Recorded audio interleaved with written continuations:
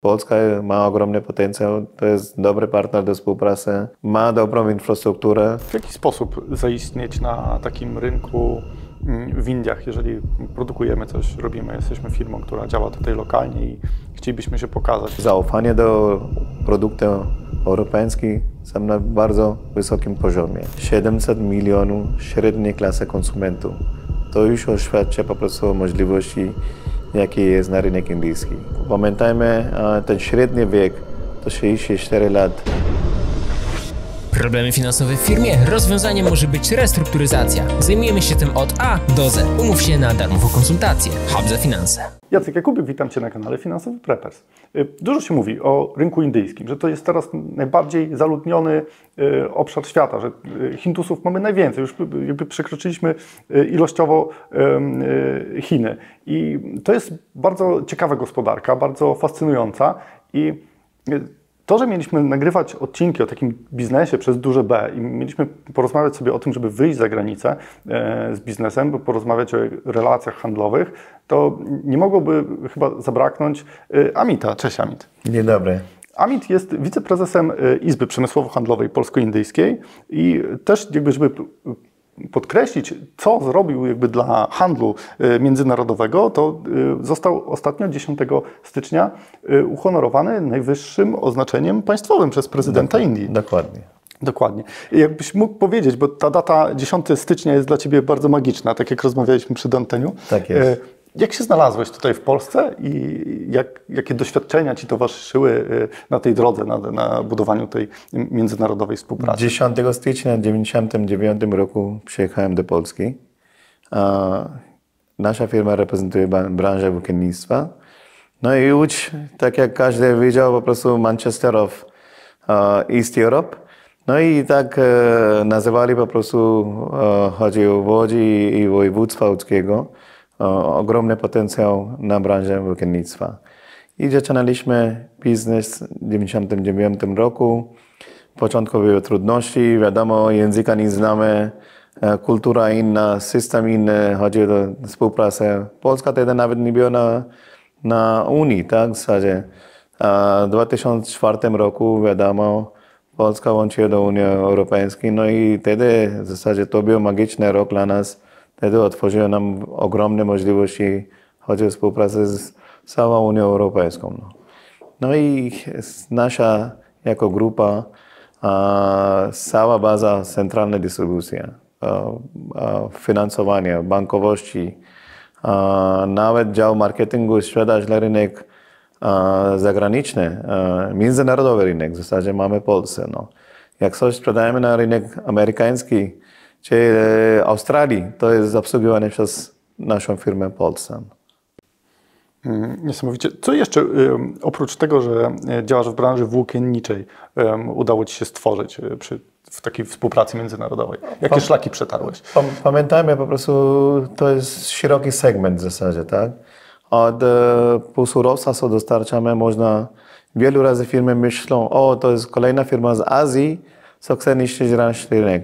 Nasz cel jest kompletnie odwrotnie.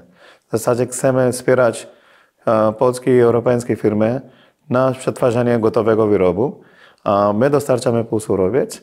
No, widzimy różne produkty typu matarasy, produkowane od naszego półsurowca, opatrunki, pościel dla szpitalu, do hoteli, dzianinę, tkaninę, po prostu ubranie, dla markowe ubranie w Europie, jak jest produkowane w Polsce, czy gdzieś tam w Europie, na to zasadzie my dostarczamy półsurowiec do tej, można powiedzieć, fast fashion firmy. Ostatnio widziałem, klient produkuje dla świeczki w zasadzie, tak? Ekskluzywne świeczki, to co jest w Europie sprzedawane, te knoty są produkowane od naszego półsurowca. W polskich pociągach to tapicerki, co widzimy, nasi klienci produkują dzianinę czy tkaninę w zasadzie, chodzi dla polskich pociągi, tak? No, dla polskie autobusy nawet. No. Wielu produktów jest używane przez policję, wojska, różne segmenty, tak jak mówiłem, na branżę tekstylia. Tak? Czy spotkałeś się jeszcze z jakimiś takimi różnicami kulturowymi, które jakoś tak mocno cię... Nie. To tak w zasadzie nie było do końca. Tu jest rodzinny biznes, tam też rodzinny biznes w Indii. To mi się podobało w zasadzie. Tak? No i Polska i Polacy byli bardzo mili.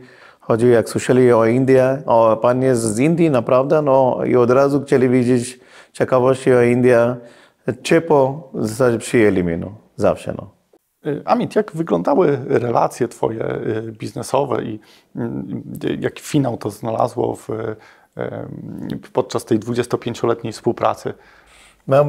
To, co ja mogę powiedzieć, to w Polsce zawsze byłem przyjęty bardzo ciepło. Jak ludzie słyszeli, jestem z Indii, to zawsze ich ciekawiło po prostu. O, człowiek z Indii tutaj, ile lat pan jest, dobrze pan mówi po polsku. Ich marzenie było tak robić wizytę do Indii. No i pamiętam w 2004 roku, jak brałem ślub w Indii, w Bombaju, to miałem delegację, można powiedzieć, ambasador polski powiedział, to jest największa prywatna delegacja do Indii. 97 osób lecieli do Bombaju. Tydzień w zasadzie z nami bawili na tym ślubie. No. A przechodząc jakby do ambasad, jak wygląda współpraca z ambasadą indyjską, z Polską? Jak wyglądają relacje? Czy jakby to jest zrobione na najwyższym poziomie, czy mamy tu jeszcze jakąś pracę do wykonania? Ambasada Indii w bardzo aktywny sposób działa tutaj w Polsce i ta diaspora hinduska też, można powiedzieć, gra dużą rolę. Chodzi o promowanie na różnym szczeblu. Tak? I chodzi o, rozmawiamy o ambasadzie polskiej. W New Delhi mamy ambasadę polską, co odpowiada za India plus dodatkowe 6 krajów, to w sumie 7 krajów. Jest konsulat w Bombaju. No wiadomo, jako kraj jak India, to 1,4 mld ludność plus te dodatkowe inne kraje, no to trochę za mało w zasadzie. Z kolei te inne kraje europejskie, widać ich placówki są więcej. Bardzo aktywny sposób działają i bardzo promują po prostu, tak jak Francja, Niemcy, Holandia, te kraje, Hiszpania, bardzo aktywny i agresywny sposób promuje kraj na rynek indyjski. Bo też z tego, co rozmawialiśmy na przedanteniu, firmy, czy właśnie niemieckie, czy francuskie, importują rzeczy, które są produkowane w Polsce. I jakby nasuwa się pytanie, czy Indie to jest potencjał do robienia biznesu? I w jakich branżach moglibyśmy się tu, dlaczego, jak moglibyśmy się tu odnaleźć, nie? W tym biznesie? Zdecydowanie jest ogromny rynek. Pamiętajmy, tak jak mówiłem, 700 milionów średniej klasy konsumentów. To już oświadcza po prostu o możliwości, jakie jest na rynek indyjski. Pamiętajmy, ten średni wiek to 64 lat w Indii. Chodzi o zaufanie do produktów europejskich, są na bardzo wysokim poziomie. Wielu razy polskie firmy nie dają rady, po prostu nie mają wiedzy, brak wiedzy. No.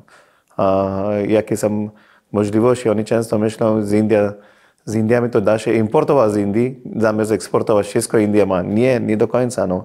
Wielu razy te technologie... Wiesz, polscy przedsiębiorcy mają takie doświadczenie z Chin, nie? Że tam zawsze kupowali tanie rzeczy, bo te chińskie rączki to wszystko składały.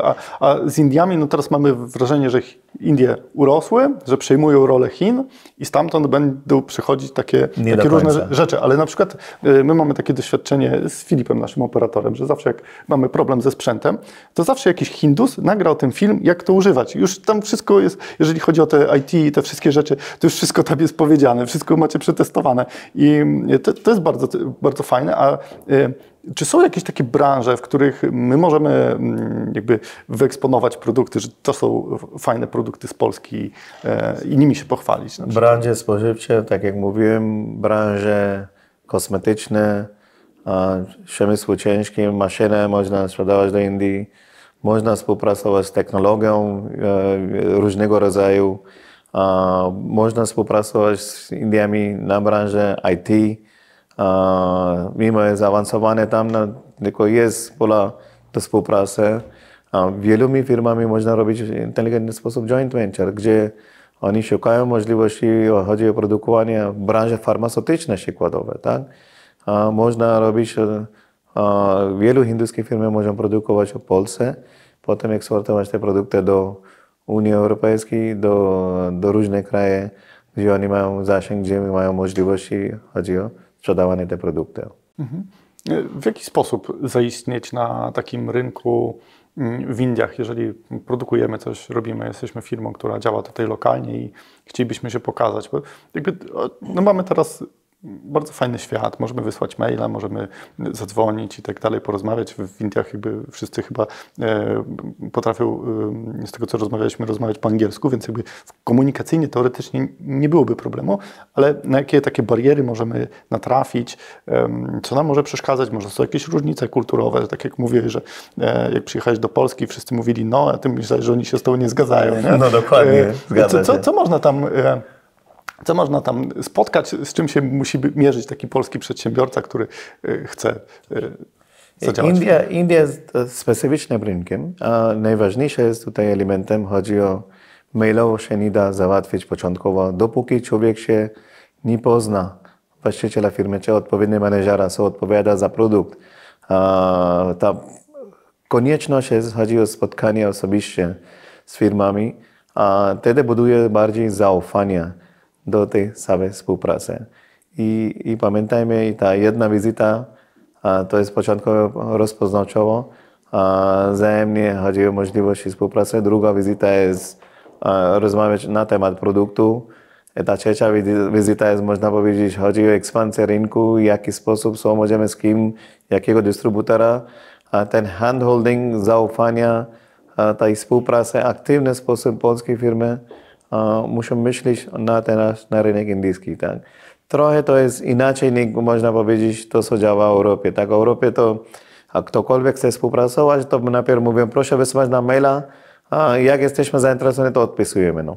Absolutnie India odwrotnie to jest. No. Oczywiście można się umówić spotkanie, na tym spotkaniu można tłumaczyć, pokazać, porozmawiać na temat produktu, jakie są możliwości i rozmawiać o współpracy jako razem, tak?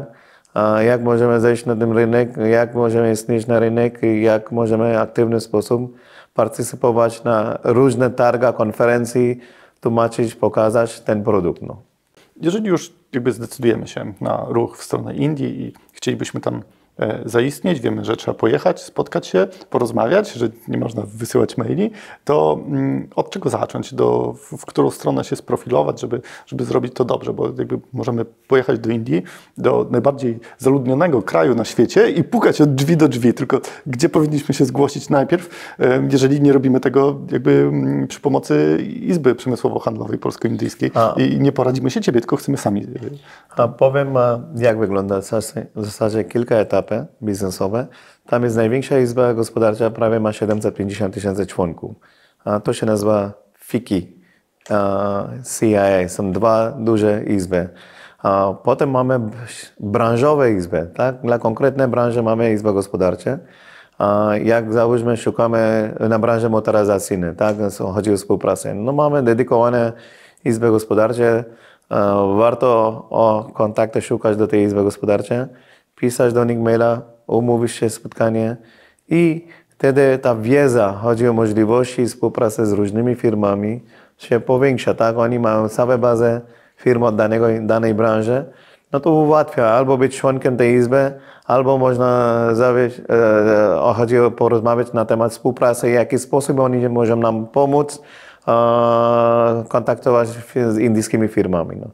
I mogę tylko tyle powiedzieć, do dziś ktokolwiek w zasadzie tak, zgłosił do izby, na 99% możemy powiedzieć, w efektywny sposób to działa i pomagają od razu. No. Jeżeli byśmy chcieli do Indii wyruszyć na takie biznesowe wakacje i spróbować porozmawiać z ludźmi, to czy są jakieś ułatwienia bądź obostrzenia, jeżeli chodzi o transport, o czym należy pamiętać, bo idziemy do krajów, dla wielu Polaków, którzy robią biznes jakby lokalnie, ewentualnie tutaj w Europie, jakby Indie kojarzą się z dużym obszarem, takim bardzo nieznanym i o czym powinniśmy pamiętać na samym początku? Pamiętajmy, wiza do Indii jest bardzo łatwy proces, to jest online'owa wiza. Od momentu uzupełnienia ten wniosek o online'ową wizę, do momentu otrzymania tej wizy to jest w ciągu 24 godzin do 72 godzin maksimum, tak? A to jest duży plus. Często polskie firmy, jak chcą planować ten wyjazd, myślą, jak długo trzeba czekać na wizę, tak jak z innymi krajami się zdarza. Chodzi o proces 2-3 tygodniowy. No. To jest jeden duży plus. Chodzi o połączenia samolotowe do Delhi, do Bombaju 7 godzin. Ten cały podróż nie jest aż tak męczący, nie 12, 15 czy 17 godzin podróż, tak? Chodzi o przemieszczenie od jednego do drugiego miasta. India ma dobrze połączone po prostu te wszystkie miasta samolotem, chodzi o koleją i droga też w zasadzie do różnych miast, tak? Chodzi o inne kilka elementów, tak? W jaki sposób zaplanować logistycznie. To owszem, ogromny kraj, no to wiadomo, od południa do północy w zasadzie w taki sposób zaplanować, gdzie w systematyczny sposób, nawet sobota można się spotkać z wieloma firmami, tak? A jak wcześniej jest umawiane spotkanie, to nawet niedzielę też pracujemy, tak? W zasadzie chodzi o możliwości spotkania. W efektywny sposób można korzystać te wyjazdy do Indii, tylko nie da się to na jednym wizycie załatwić wielu miast, dlatego to jest męczące i pracochłonne też. No. Kilka razy w zasadzie, tak jak pamiętajmy, 1,4 miliona to jest jeden ogromny kraj, tylko połączony jako kilka krajów na jednym kraju. No. W zasadzie cała Unia Europejska, gdzie jest ludność 500 milionów, to traktujmy każdy stan India to jako osobny kraj. I tym sposób bazować konkretnie na regiony, na każdy stan osobny sposób. No. I tak jak nie da się jednego dystrybutora, co ogarnie całą Indię, tylko musi być kilka dystrybutorów, kilka partnerów do współpracy z Indiami. No. Czy jeżeli już przylecieliśmy do tych Indii, to jak możemy liczyć, że będziemy postrzegani? Czy jesteśmy dla Hindusów takim jakimś egzotycznym krajem, w którym biegają białe niedźwiedzie, czy bardziej jesteśmy kojarzeni z Unią Europejską? Jak w ogóle Hindusi widzą nas, Polaków? Ja mogę tak powiedzieć, 15 lat temu, jak mówiłem, jak mnie pytali ludzi, gdzie mieszkasz w Europie, to ja mówiłem Poland, no to często ludzie mówią Holland. Oh, where in Holland do you live? Gdzie Holandii? No. Ja mówię, nie, Poland. Aha, prawdopodobnie jak traktowali część osób jako część Rosji, czy te stare czasy, tak? Teraz Polska, szczególnie ostatnie 10 lat się robiła bardzo popularna destynacja. I rok, półtorej wiadomo, szczególnie jak Polska grała bardzo istotną rolę, chodzi o na czas tej wojny, tak? No, chodzi o Ukraińczycy, 8,5 miliona Ukraińczycy po prostu przyjechali do Polski. No. Wielki respekt Hindusi mają, India ma do Polski. No. I Polska się robiła, można powiedzieć, popularny kraj, popularne miejsce. Oczywiście pytają mnie wielu razy, czy bezpiecznie w Polsce. Ja mówię, zdecydowanie bezpiecznie. Na czas, jak dostałem najwyższe oznaczenie od prezydenta Indii.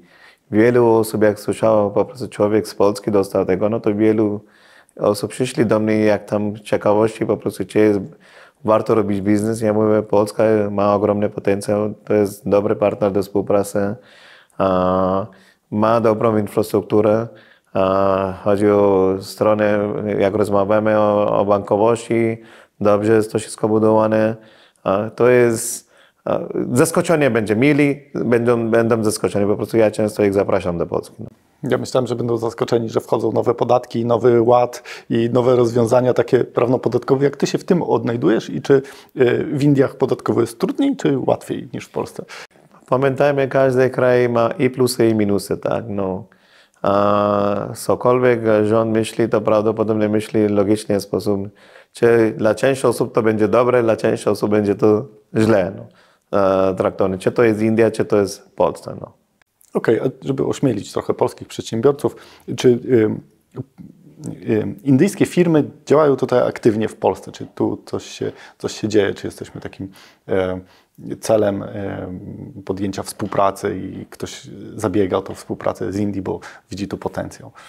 Hinduskie firmy mamy wielu w Polsce, jako można powiedzieć kluczowymi inwestorami. Przykład w Łodzi mamy taką firmę Infosys, zatrudnia ponad 3000 osób. W Mrągowie mamy firmę, co produkuje traktory. Koło Poznania jest firma Uflex, SL Propak, HCL, Kraków, Wrocław, Wipro, Gdańsku. Widać jednak hinduskie firmy budowały zaufanie na rynek polski i zatrudniają kilkanaście tysięcy osób w zasadzie, tak? No i wiadomo, potencjał jeszcze jest huta, to ArcelorMittal też między innymi mimo jest zarejestrowany w Europie, tylko główny właściciel jest z Indii jest. Widać w jaki sposób ponad 35 firm hinduskich, można powiedzieć duże korporacje, umieścili i mają aktywny sposób duże inwestycje w Polsce. Chodzi o małe, średnie przedsiębiorstwa, no to najwięcej to jest na województwa łódzkiego, ponad 200 firm działają. W ogóle chodzi o ludność, czy diaspora hinduska jest około 45 tysięcy osób mieszkają w Polsce i to są ludzie z biznesu albo pracują na duże korporacje. Widać, jeśli co wiadomo, w jaki sposób Polska ich się podoba, jak wielu razy rozmawiamy z diasporą hinduską, no to czują bezpieczni i mili, zaskoczeni są po prostu. Nie dziwię się, że jakby wokół Łodzi większość biznesów jest skupionych, bo ty tu jesteś, dziwię się, że loty są z Warszawy, a nie z Łodzi, bo jak wypuszczałeś delegację na przykład na swoje wesele, no to powinni już do Łodzi podstawić, żeby było bliżej, prawda? Wiadomo, warszawskie lotnisko jest duże i jak będzie centralny port lotniczy, to będzie, chodzi o, czy to dla osoby z Warszawy, czy do Łodzi, będzie prawie ten sam dystans, tak? Na razie łódzkie lotnisko jest za małe, tylko mimo wszystko mamy kilka połączeń. Kiedyś Lufthansa latała stąd do Monachium, z Monachium można lecieć do Indii. No. Będzie ten czas, no, będzie przyszłość. No. Napiszcie w komentarzach, jaki kraj jeszcze wy chcielibyście odwiedzić biznesowo. Może uda nam się znaleźć kogoś, z kim będziemy mogli porozmawiać, kto jest praktykiem, kto działa w tej branży. A my na koniec odcinka mamy taką tradycję, że każdy z gości ma taką złotą myśl dla naszych widzów. Kamera jest twoja. Zapraszam. Where there is a will, there is a way. Panowie, szanowni państwo, India nie jest daleko. To jest najwyższy czas zrobienia biznesu z Indiami. Nie będziecie żałować, pamiętajcie o tym. No. Wbrew pozoru będziecie podziękować zawsze o dobrej radę, o dobre możliwości o współpracy z Indiami. No. Wszystkiego dobrego. A mi Indie bardzo dobrze się kojarzą, bo mają cholernie dobre jedzenie. I, tak jak sobie rozmawiamy, zawsze przypomina mi się to jedzonko, to mam ochotę na coś indyjskiego. Dziękuję wam bardzo za dziś. Cześć.